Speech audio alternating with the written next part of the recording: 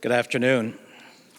My name is Christopher Adams. I'm the rector of St. Paul's College. I'm so pleased to have, despite the rain, it could be worse, we could have snow, but I'm very pleased that Father Phillip Ganir is here to give the 2014 Jesuit lecture. And what did I say? 2024. So I'm feeling a bit younger today. So before we commence, I'm just going to say that St. Paul's College is affiliated with the University of Manitoba, which is located on original lands of Anishinabeg, Innuak, Anishinaabeg, Dakota Oyate, and Dene, and on the national homeland of the Métis Nation of Red River. We respect the treaties that were made on these territories. We acknowledge the harms and mistakes of the past, and we at St. Paul's College dedicate ourselves to move forward in partnership with Indigenous communities in a spirit of reconciliation and collaboration. Welcome, Father Ganir. I'm glad you're here, and I'll now ask Dr. Daniel MacLeod to step forward. Thank you very much.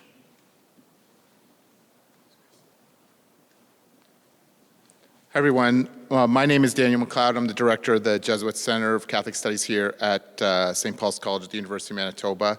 I'm very pleased to welcome you all to the Christ the King Chapel to hear our annual Jesuit lecture delivered this year by Father Phillip Ganir, Assistant Professor of Religious Education at Boston College.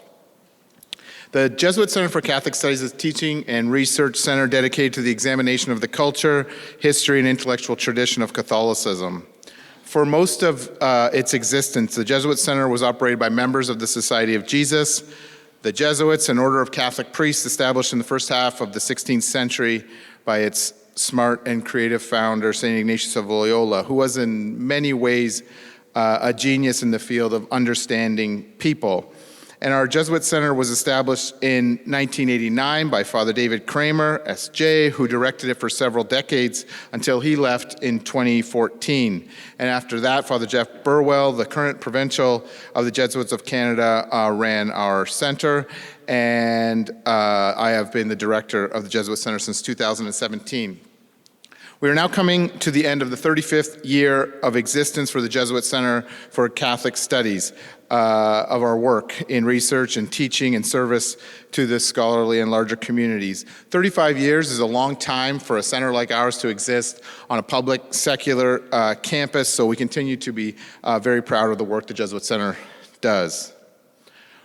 Over 100 Jesuits have worked at St. Paul's among the faculty, staff, and administration of this college, including some who are here today or worked with us in the past. Father Con Mulvihill, who couldn't be here today, is the local superior, served on our board for many years. And for the last 2 years, we've been fortunate to have Father Wajira Nempet, who is visiting us from Japan and doing research, teaching, and ministry in our center. And we hope to continue these great relationships as the Jesuit Center moves forward in its work. Our center has experienced great growth over the last 35 years. Our Catholic Studies program is the largest of its kind in Canada and by a considerable margin. Our program teaches about 450 students in a variety of courses, including our annual travel study course that has taken students all over the world, to India, to China, to Israel, to Italy, to Spain, and last spring to Ireland. Our students have gone on to great careers in teaching, in nursing, in law, in computer science, among other fields. And this lecture would not be possible without significant contributions from a number of people that I would like to recognize before I introduce the lecturer and Father Ganir. I'd like to acknowledge the funding that the Jesuit Center receives from St. Paul's College Foundation, who fund this event and so much of what we're able to do in our center. The foundation changes the lives of many, many students, some of whom are here this afternoon. It funds over $50,000 of awards for Catholic Studies students. It helps keep the cost of travel study down for our students, that allow them to have experiences that change their lives and the lives of the people around them.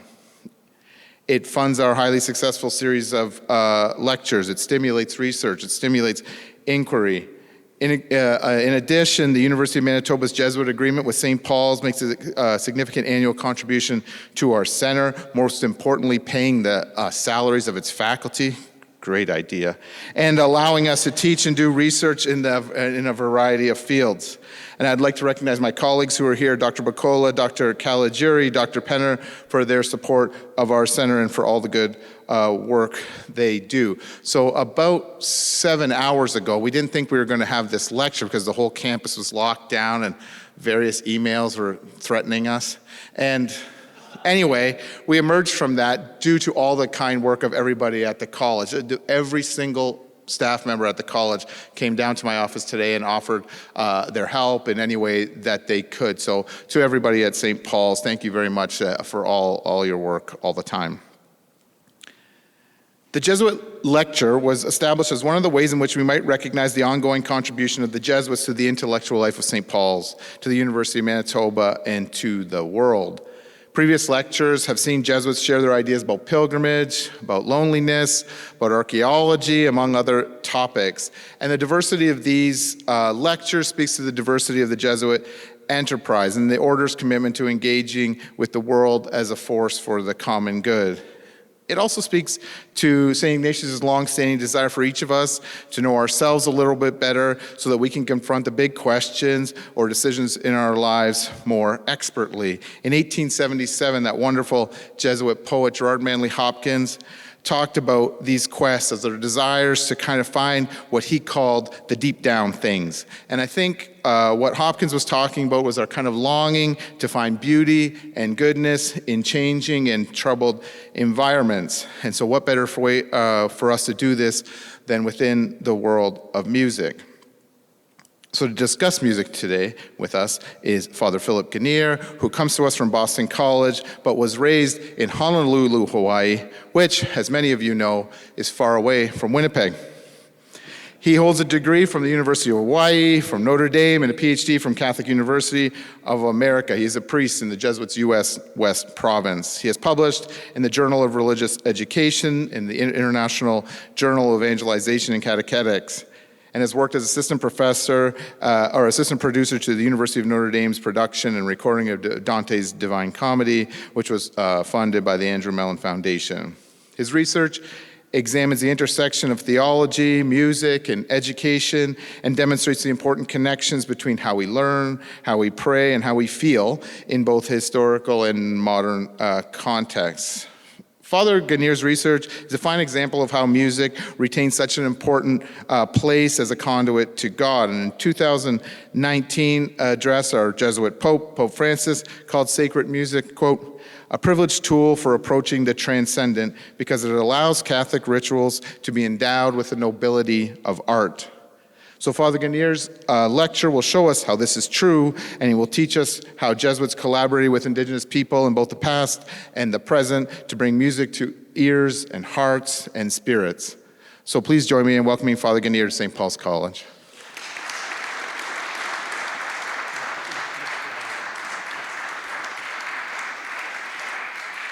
Thank you so much, Dr. MacLeod and Dr. Adams. It's such a pleasure to be here with you today. Hans Urs von Balthasar, says that music is the least graspable of the arts because it is an exciting and hopeful place. It is one of those places, that draws us more closely, he says. It penetrates more deeply than all of the other arts. And I find the study of music, especially the way that it intersects with theology and the sacred, is a very exciting place because it invites all sorts of people. People who are Christian of all different denominations, people of goodwill who are who want to collaborate with the church, and people who also don't want to have anything to do with the institutional church. And so it's this wonderful, exciting place of dialogue, and I certainly hope that you have that sense as I present on this particular opera from Bolivia. This past April, from the 19th to the 28th, 1,500 musicians from 15 countries gathered in eastern Bolivia to perform 136 concerts over 10 days in 22 towns and cities. This was the 14th Biennial International Festival of Renaissance and American Baroque Music sponsored by La Asociación pro Arte y Cultura, APAC, a nonprofit cultural organization who promotes and produces artistic initiatives, especially related to the missions which the Jesuits established between 1691 to 1760. Ensembles included students from some of the world's most prestigious music schools, like Juilliard and the UK Royal Conservatory, who performed for and alongside mission orchestras. This year, the town of San Javier presented the festival's Superproducción, or blockbuster event, which is the Jesuit mission opera San Francisco Xavier, sponsored by Boston College. The opera was restored in 2000 by the Divine Word priest and musicologist Piotr Navrat in collaboration with a number of language specialists in the region and with a grant from the Guggenheim Foundation. This performance was particularly noteworthy because, one, the opera provides a glimpse as to how Jesuits used music in evangelization. Two, it is the only surviving opera in Becero, the indigenous language in the Chiquitinía region of eastern Bolivia. And three, this was the first time in probably 200 years that it was performed not only by the residents of the missions themselves, but in the place for which it was originally intended. While I study this opera from a theological, specifically catechetical perspective, musicological methods are helpful to appreciate its historical and contemporary import. Specifically, I refer to the musicologist and music educator Christopher Small, who articulated his theory called musicking, the notion that music is better understood as a verb rather than a noun. This does not negate the importance of score analysis, but it should be placed within the context of music making, which connects us to relationships. Small's idea is particularly helpful when it comes to the study of Jesuits and music in the reductions. While a number of Jesuits had musical skills, they were relatively few in number. Many people were involved in promoting and sustaining musical activity, especially after the Jesuits were expelled. This is noticeable in the case of the Bolivian reductions, which continue to exist today and where their music has experienced a renaissance over the past 30 years, unlike neighboring Paraguay, Uruguay, Brazil, and Argentina, where many of them have become non-existent or ruined. My thesis is this, that Small's musicking more accurately describes how Jesuits used music for evangelization in the reductions. And I will apply this to the mission opera San Francisco Xavier. While score analysis asks about form, structure, and sound, a musicking analysis sensitizes us to the world beyond the score and asks, how was this music used? Who performed it? For whom and with whom? What were the processes which led up to the performance? And does its meaning change over time? To what extent? Small defines musicking as this: to music is to take part in any capacity in a musical performance, whether by performing, by listening, by rehearsing or practicing, by providing material for performance, what is called composing, or by dancing. In short, the fundamental nature and meaning of music lie not in objects, not in musical works at all, but in action, in what people do, and in our case, what people did.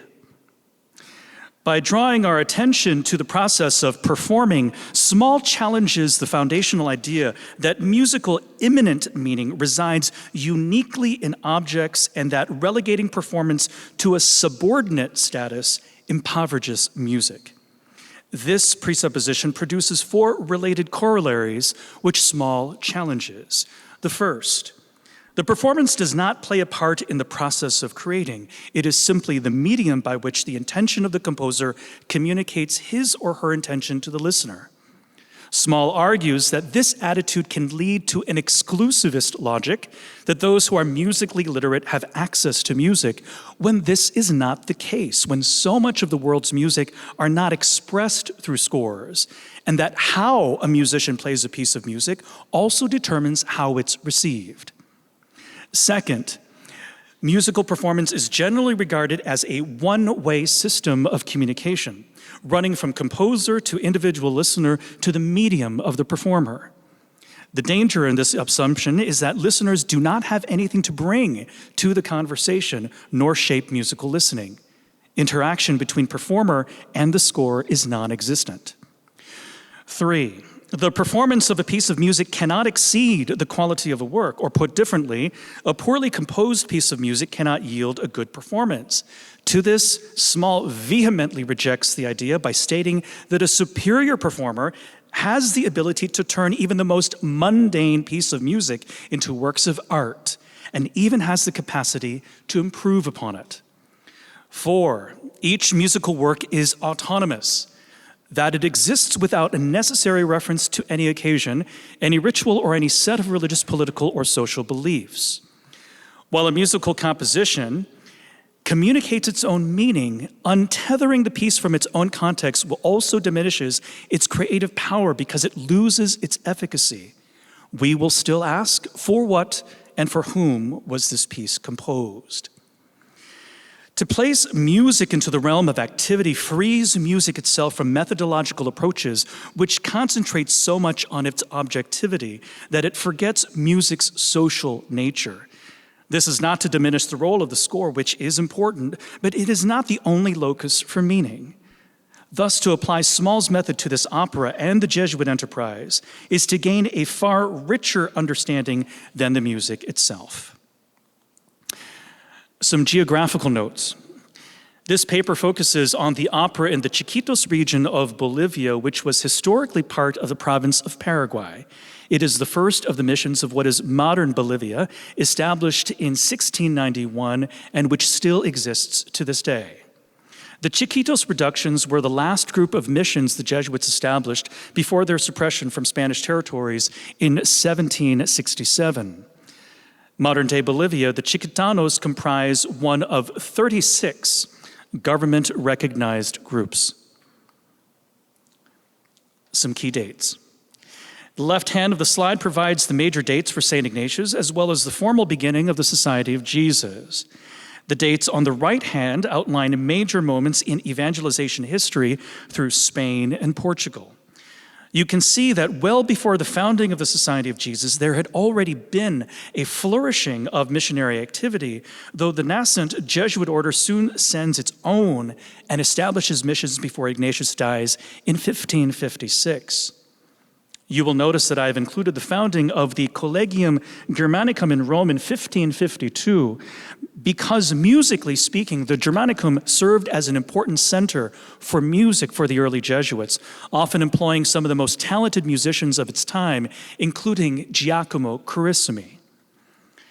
This slide provides an outline of the missionary activity from 1567, the year where Jesuits first arrived in Peru, up until its near universal suppression in 1773. It is near because while Jesuits were expelled from all Spanish and Portuguese territories, Catherine the Great of Russia refused to promulgate that papal bull in her territory, which then afforded a small section of the order to exist. You will see that San Francisco Xavier, the mission church where the opera was performed, was founded in 1691, highlighted in yellow. The dates on the left give you a sense of the major Jesuit musicians who served in the missions. Here I highlight 4.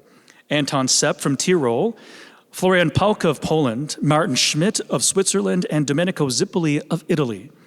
Musically speaking, Zippoli is the most celebrated out of all of them, and his musical influence penetrated the entire region.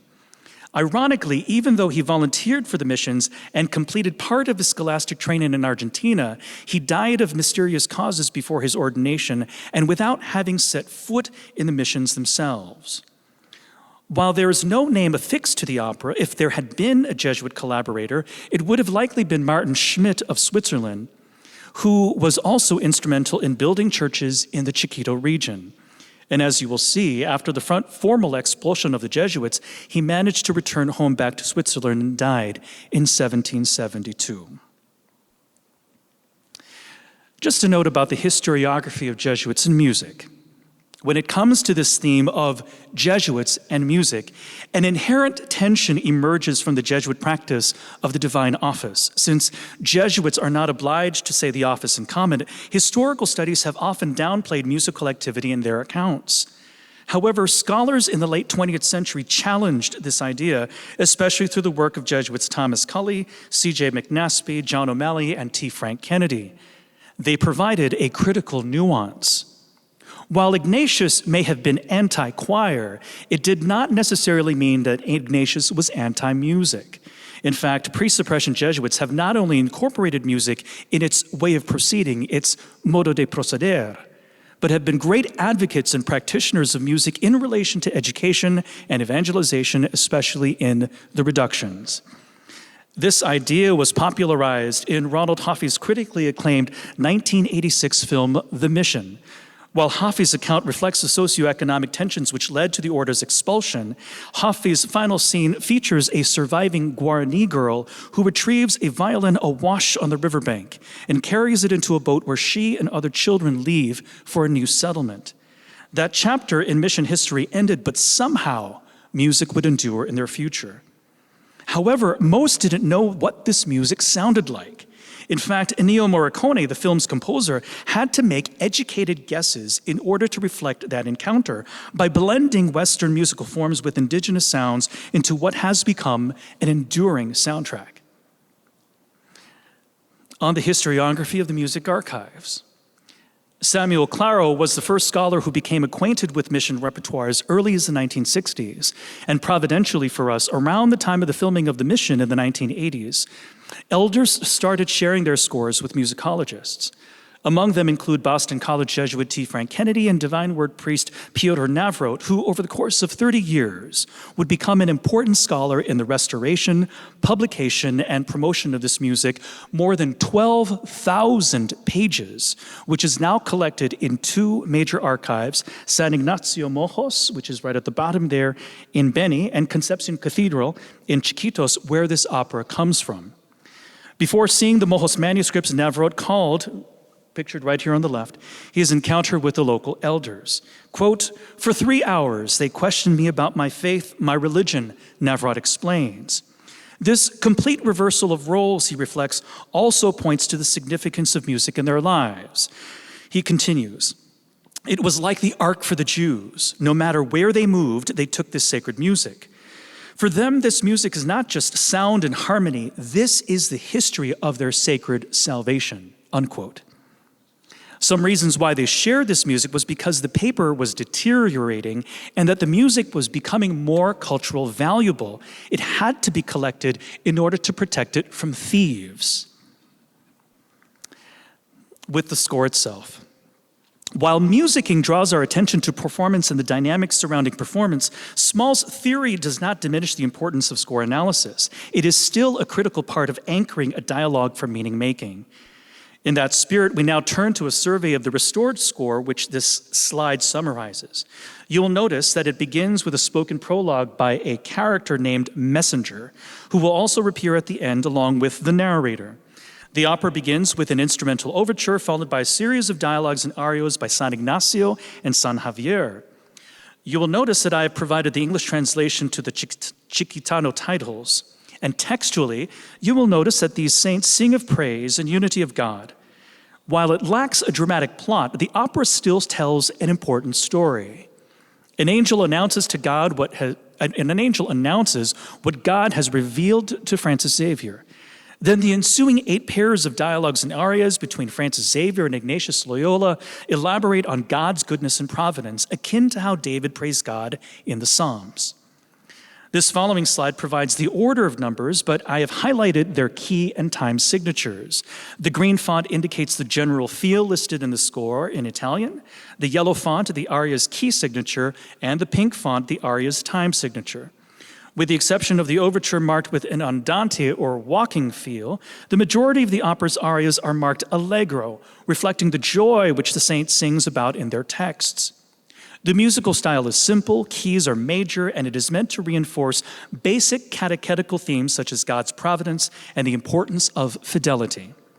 Melodies are singable and the harmonic structure is basic. The D major minuet located at the end of the score reinforces the opera's celebratory tone. Some points are worth noting in our overview here. First, this was a painstaking process. Because of the state of the paper and the surviving segments, parts had to be rewritten, most notably the dialogues which preceded each aria, as well as the parts of the arias themselves. It is not clear what role the instruments played in these dialogues, if at any. Number two, deciphering the text was also not an easy task because there are very few places in the region where the old variant of Chiquitano is spoken. However, Navrod and his team were able to identify language instructors from the local school at the community of San Antonio who were able to work with the opera transcribers in order to restore the texts. Three, we don't know who composed it, though it is likely that it was a collaboration between an indigenous person and a Jesuit, probably Martin Schmidt. The musician is probably from San Xavier. It would have been performed on major feast days or upon the visitation of a major church or civic official. There is no liturgical function, but it would be integrated into the larger liturgical life of the community, which would start with Vespers the day before, followed by Eucharist, then finish with a procession and opera in the evening. 4, the piece's European roots make some uncomfortable, especially among those who distance themselves from Bolivia's colonial past. Yet, ironically, as the only surviving opera set in Besaro, a rarely spoken regional language, it plays an important role in preserving it from being extinct. 5, scholars guess that the opera was composed around 1740. Navrod would classify this within the period of middle music making of the Jesuits. And at this point, there was a high amount of musicking as music schools were stitched into the fabric of mission life. And Jesuits often taught music trends from Europe while embracing local musical customs and practices. And finally, one of the distinctive features of this minuet is the minuet, which is placed at the end of the restored score, a copy which you have in your handout. But in performance practice, its position is variable as dance music was freely incorporated into the opera. Here, I will play the piece which was recorded by the Argentinian group Ensemble Ailima. And towards the end of my talk, I will play the rendition again by the youth orchestra at San Xavier as a point of comparison.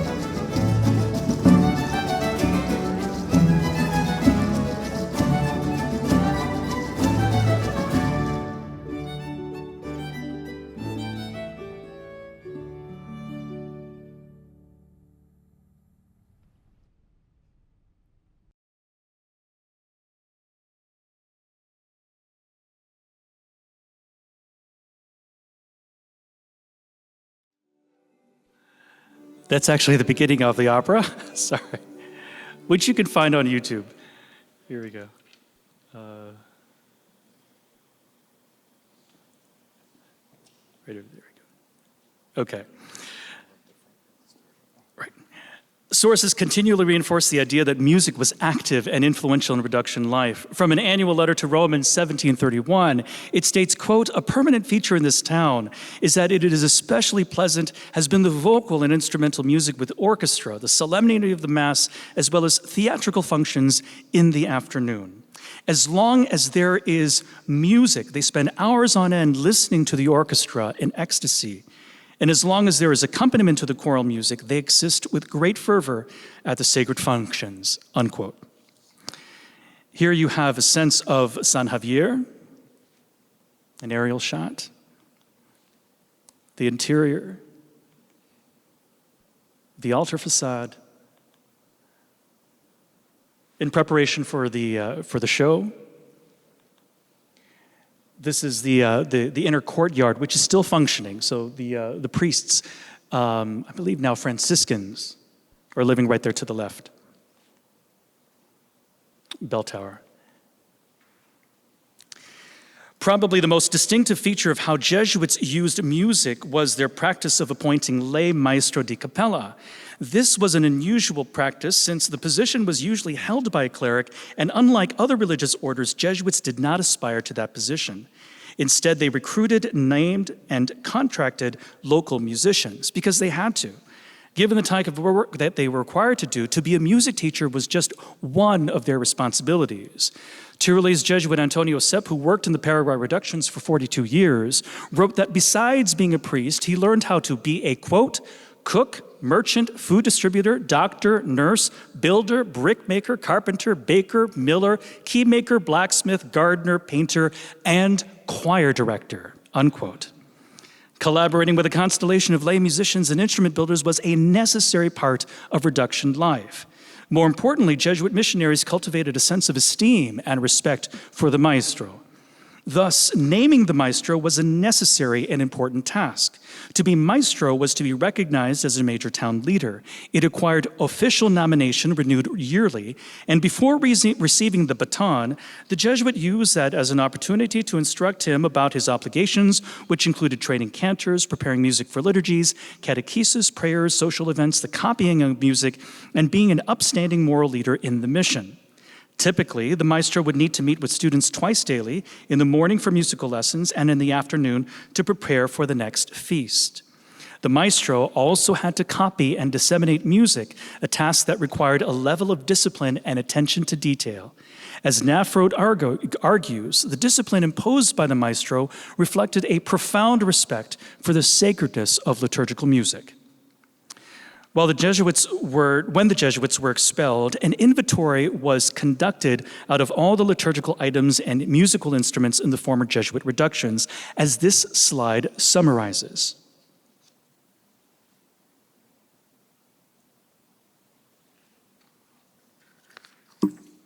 These items are more or less consistent with the other pueblos, with this exception right here at the bottom, one leather trunk with papers of music. In time, these papers were kept and copied.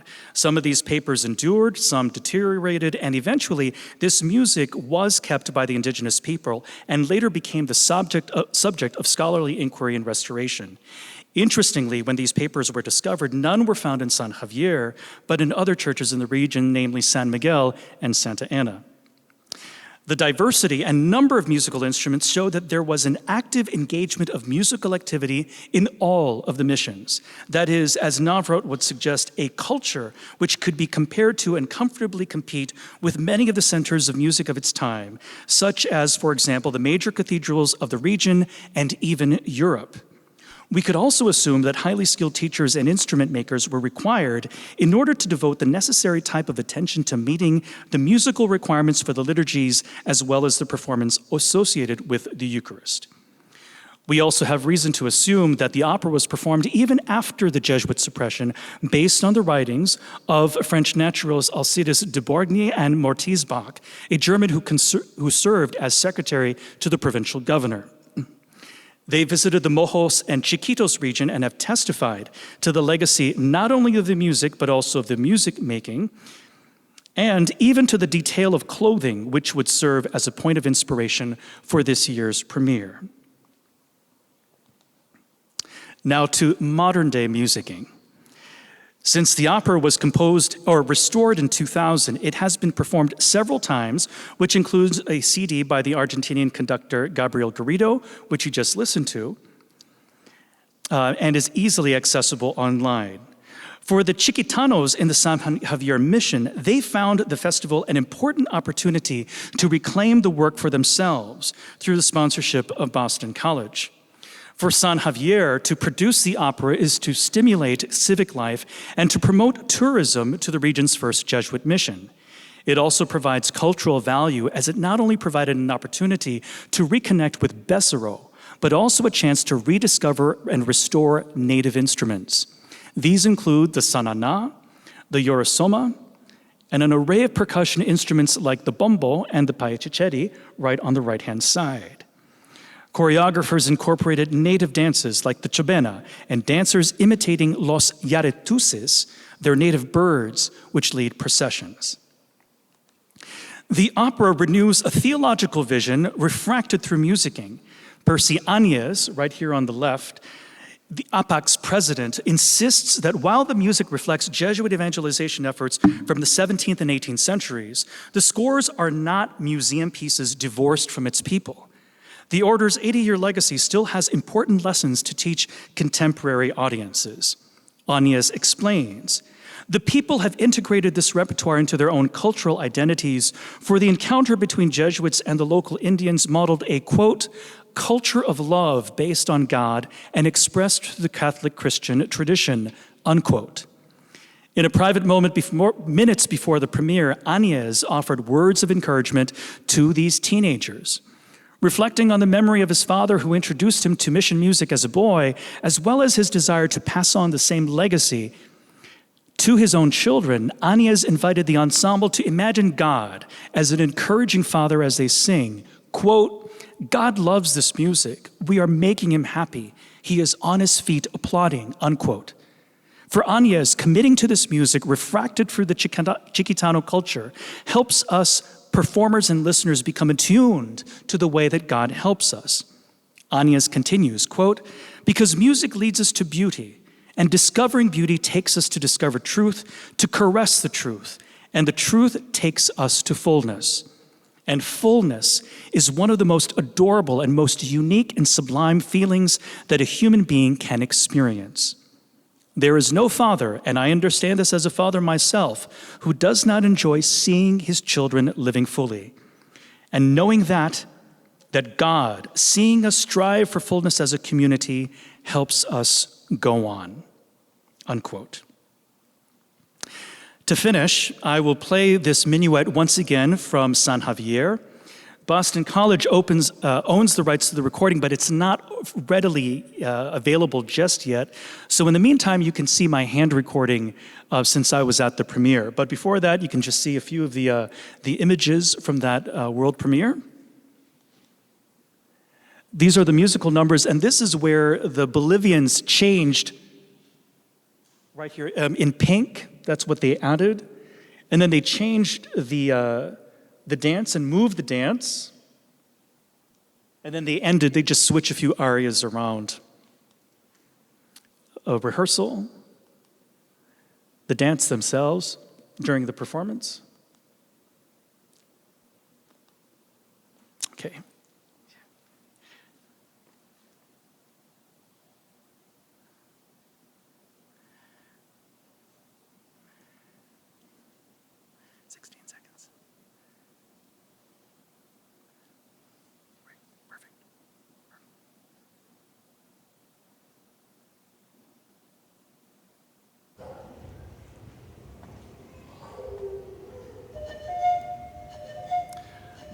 You'll notice the addition of some of the indigenous instruments that they've added to the minuet.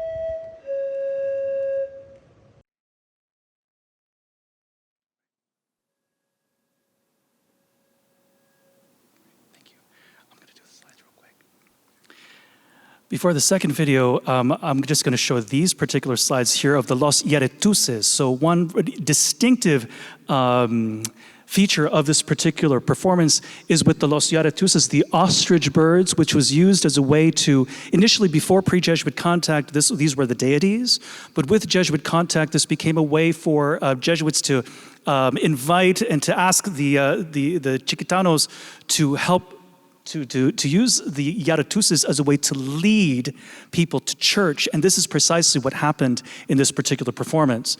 You'll notice that they're holding, this doll that they're holding is a small doll of the Virgin Mary. Here. Right there to the right. And then you have a sense of Los Yaretuses leading people to the performance. During the actual premiere, this was huge, to the point where there was no place to sit, no place to stand. And so right at the beginning, the Los Yaretuses came from the outside. There was basically this 1, 2, cha, cha, cha, cha, cha, cha, cha, that basically came from the plaza all the way to the church. You see the moon, and then the other dots are drones. Okay, the drones, which actually, it was so crowded that, I basically took my camera over here, and it was so crowded going to the inside of the church, cha, cha, cha, cha, cha, to the point where the drones even went inside of the church, totally making it very, very dangerous, actually, because there were drones in church. If they crashed into one another, people could get seriously hurt. But that's how exciting, it was, during the actual performance. That is the beginning of that before the actual overture. And here you can get a sense of this particular video. I'll show you the first part of it so you get a sense of the movement into the church led by the Los Yaretuses.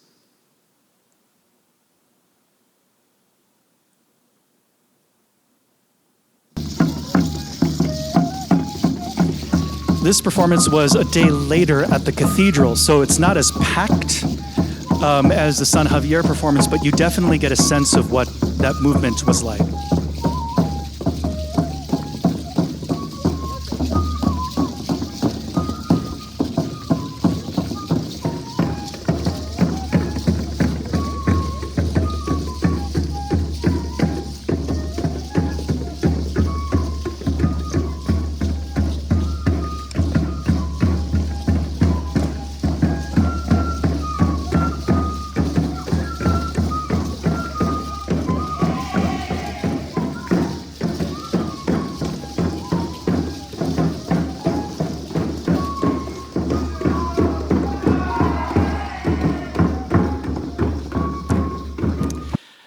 And finally, these particular slides here just gives you a sense of, once again, back to the premiere of the opera back in San Xavier, this gives you a sense of the interior of what the crowd was like.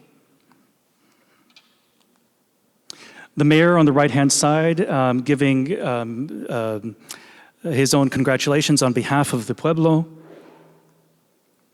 All the people from around the world gathered for this particular premiere.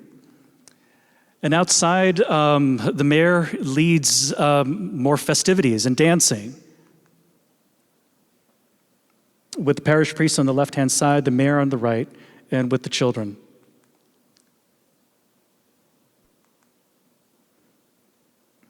The pictures don't lie in terms of the joy in their faces. That's a real thing. A lot of joy. They worked 6 months, to prepare that particular program. Fireworks. And even dancers, other dancers, not from the opera, but their own cultural dancers with stalks of corn, that they dance with. And so you can see through these images, the way in which the community comes together to celebrate this particular music. And so I hope that through Christopher Small's idea of musicking, to get a sense that music is not just the score itself, but also the people with whom the music interacts. And so thank you so much for your time. And if you have any questions, I'd be happy to field any questions or comments that you might have. So thank you very much. Thank you.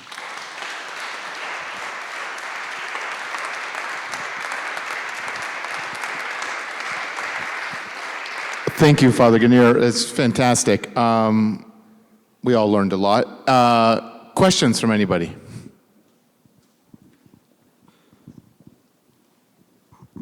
Thank you so much. Did they have any idea who wrote it? And do they think it was one person or more than one person? And second question, how did they decide which dances to incorporate in this particular performance? Yeah, we don't know for sure who wrote it. We believe that it was a collaboration. And if a Jesuit was involved, probably would have been Martin Schmidt. But there's no evidence, that points to that. Unlike, let's say, the Zipoli opera, we know that it's Zipoli, because of the style and because the name is there. Yeah, and then as far as the dances were an opportunity to also showcase the musical instruments. And so the chobena, was definitely, is the dance, badam, badam, bam, badam, badam, bam, bam, badadadadam, badam, bam, bam. That's kind of like the indigenous flair, so to speak. And then the instruments that kind of became an opportunity to be showcased at that point. At what point they wanted to position it in a celebratory point in the opera. That's why they made that particular choice. But dance also happened before and after as well. So it's like everyone is dancing, which is also the point too. Yeah. Thank you very much, Father. You're very welcome. A question about the cast. You have them labeled a messenger, the beginning and the end. Is that meant to be an angel? Yes. Because in the mission, Gabriel's oboe is clearly one of the, shout out to one of the angels. Yes, the messenger is an angel. Thank you. Yes. I have a question.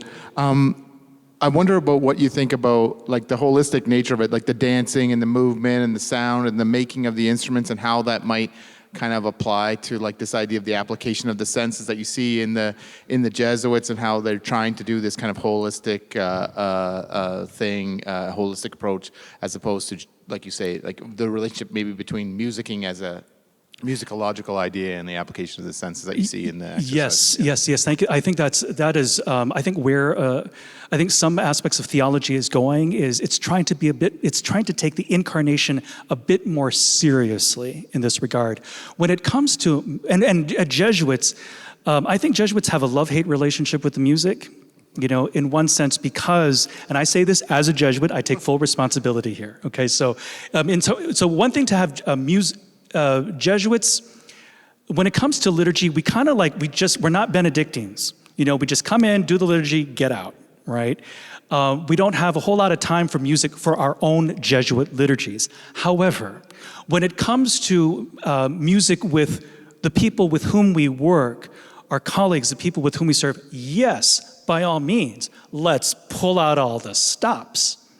So Jesuits were very much involved with the senses. I mean, that's where the Baroque comes from, the appeal to the senses.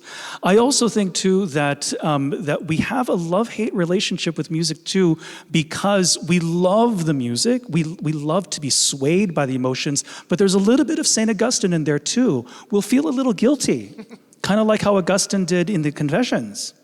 You know, because we know that music can also manipulate senses as well. So there is a discernment process. So it's not just music, you know, yes, music, but what kind of music as well. And that's where I think there's a lot of potential for dialogue, for discussion, et cetera. Yeah. Sure. Yeah. We have time for one more if we have. Oh, yeah, sure. Hi, Kurt, did you want to take this one instead, or? Okay, thanks. Hi, I'm Colette. I'm a musicologist, actually. Yes, I've yes. really enjoyed pleasure. this. Yeah. Pleasure. I guess what I'm curious about is more of the background context, because I keep imagining, okay, if something like this were to be put together in Canada, we know the very tense, you know, relationship and ideas towards mission and colonialism in Canada. But I'm wondering if you can talk about what the general, I mean, it's obvious this was a celebratory event, but were there any people who are negative about it or perhaps protesting, you know, the whole mission themselves and that connection between, you know, the church and the Bolivian people? Yes, thank you very much. So APAC, I think, represents the general sense of where people stand. Of course, not everybody is Catholic. You know, and not everybody goes to that particular mission church.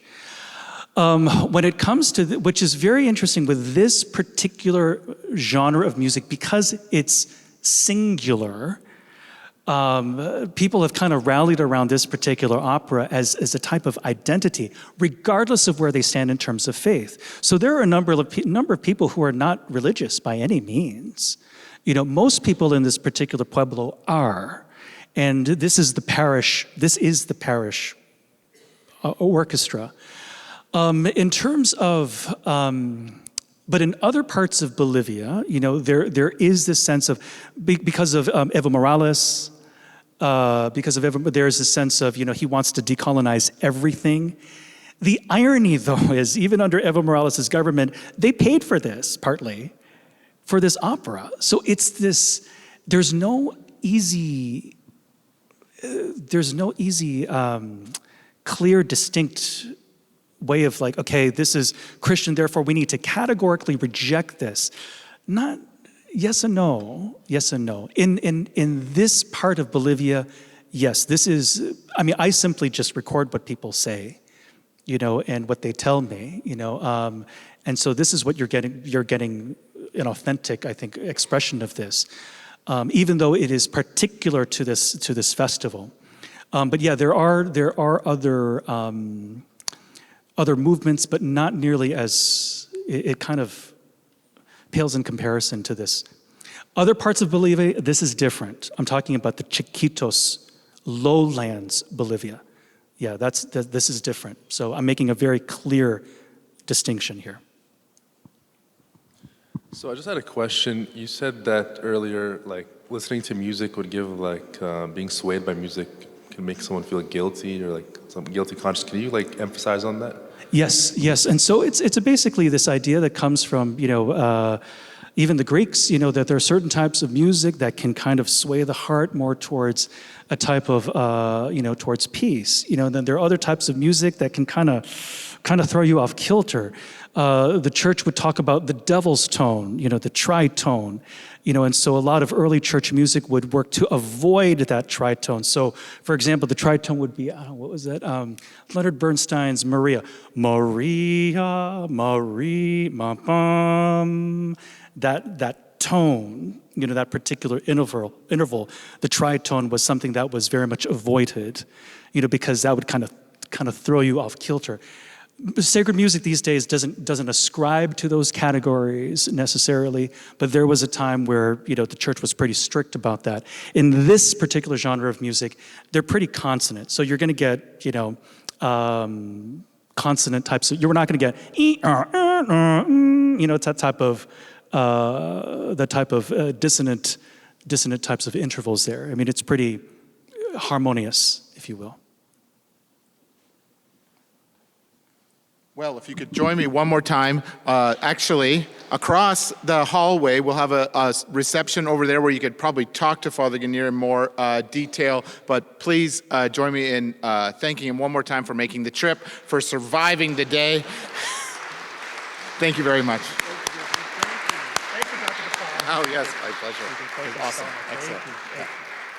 So please join us just across the hall.